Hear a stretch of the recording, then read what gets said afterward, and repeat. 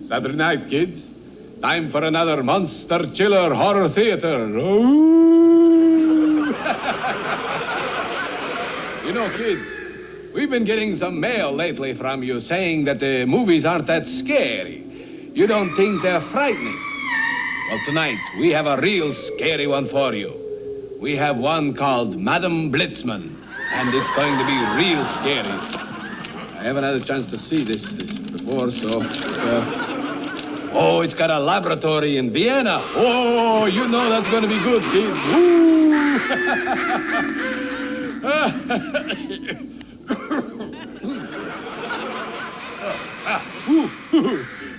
Floyd had the coughing spell there.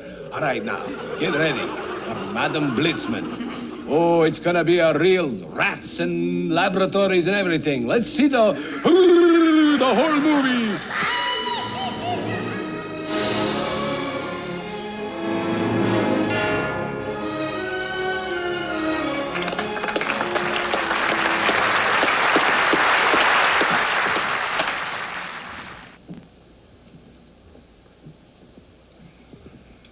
Gentlemen of the Academy, I appreciate this opportunity to meet with you and only wish my late husband could have lived to share this platform with me.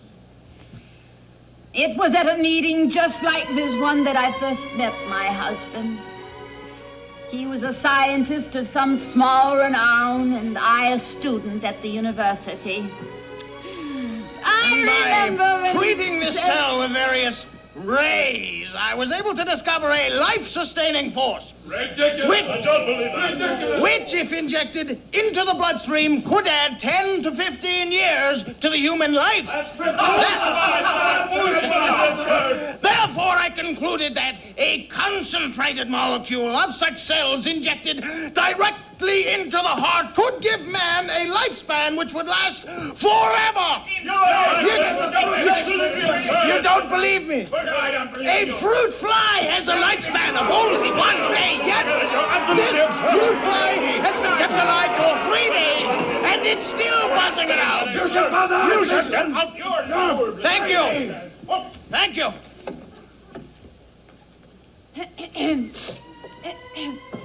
I really enjoyed your lecture, Professor Blitzman. You're a man who's so far ahead of his time.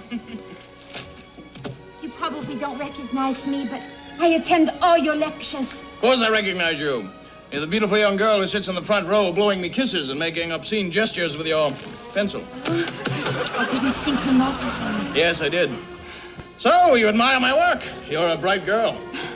Thank you, Professor Blitzman. One day I'd like very much to discuss with you your theory of pupil dilation in rheumatic rats and its relation to stomach cramps. Why not tonight? My place, say, 9 o'clock. Something wrong? Nothing at all, slight headache. And that was the beginning of my life with Louis Blitzman. The following morning we were married, and from then on we worked as a team.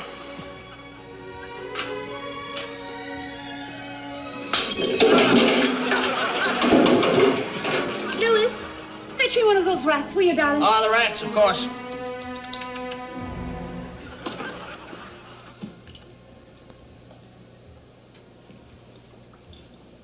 I think they're diseased. They could get sick. It's not disease, sweetheart. Just pick one up and give it to me.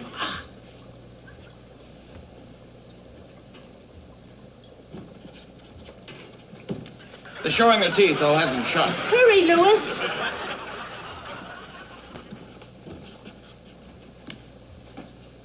Oops, they're dead. They don't seem to be moving. Oh, now this one here was... Before was lying very still. Glad to see he's feeling better. Louis, and the results from those slides. Slide, yes, of course. I successfully traced the source of the germ. I proved my theory. Wonderful. Yes. Could I have a look? No! I mean, why? I proved my theory. Let's move on to something else. Darling, I just want to have a look. Well, it's too late. I think the microscope is broken. Take a look. I'm sorry about that.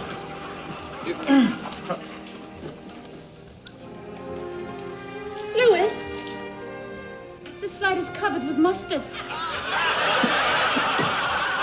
Oh, yes. Well, you say I was working. I was eating. I was having a sandwich, and some mustard must have dripped onto the slide. I was You working. failed, didn't you, Louis? Failed? I'm afraid I don't know the meaning of the word. Something wrong? Excuse me? Louis, my darling, I think I have wonderful news. Oh, good. I love good news. I proved your theory wrong last night. Oh, what? There was no germ source whatever. This is something the Academy would be very interested in knowing. Louis, and it was your groundwork that did this. It did? It was your research that enabled me to make that brilliant discovery. Of course. Of course. I love you, Louis. And I love you. Nothing at all. Slight headache. No fuss. Well, back to work. But I knew right then there was something seriously wrong with Louis. This was no ordinary headache. As a scientist, it intrigued me. As a wife, I kept silent. Well, pretty good so far, huh, kids? And it gets better yet. You watch, you sit by, and all of that stuff's gonna take place. You'll be so scared, you'll be like this, your hands. Now, let's take a few minutes off for a commercial.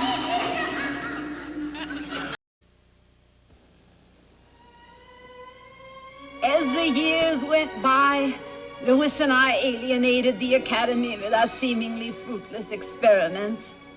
I began to feel a great deal of pressure from our peers.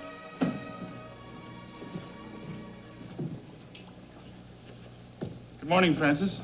Good morning, Milos. Good morning, Milos. You're looking more beautiful than ever. She certainly is. Why don't you leave this fool, Francis? Your life with Louis is suicide. He's dragging you down to his level of mediocrity. I love him. You must leave him. He's no good for you. I can't. You must, I implore you. He's my husband. He's a jerk. Well, we should be getting back to work here. He doesn't know it, Milos. But he's dying of an incurable disease. If you ever change your mind, I'll be waiting.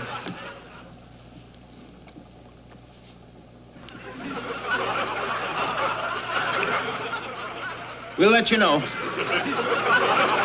Louis was getting worse, and I had found my life's work. To find a cure for what Louis had. Time was running out. The doctors told him his days were numbered. My love for him drove me on. And then, one day,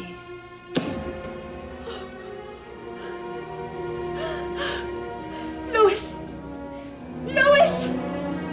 Louis, I found it! I found it!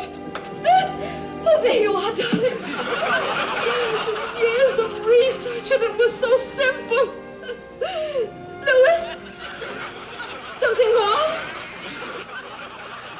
Lou?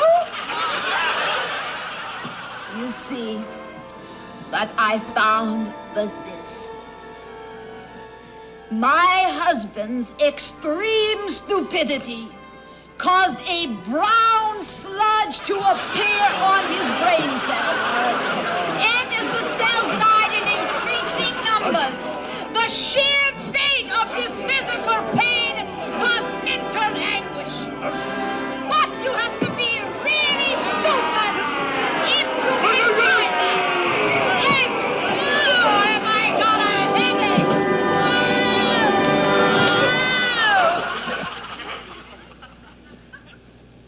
That's it? That's a movie? Right. Oh! Oh, boy, scary stuff, huh, kids? Oh, did you see that? All right, so it wasn't so scary.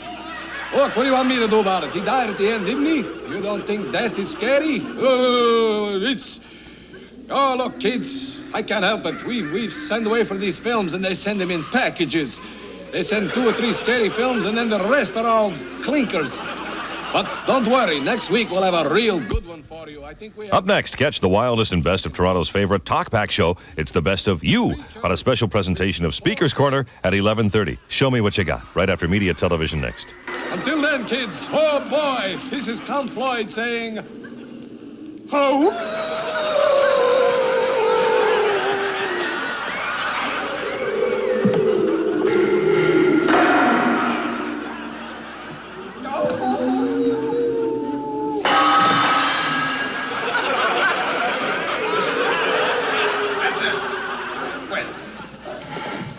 the hell's scheduling these things? Oh!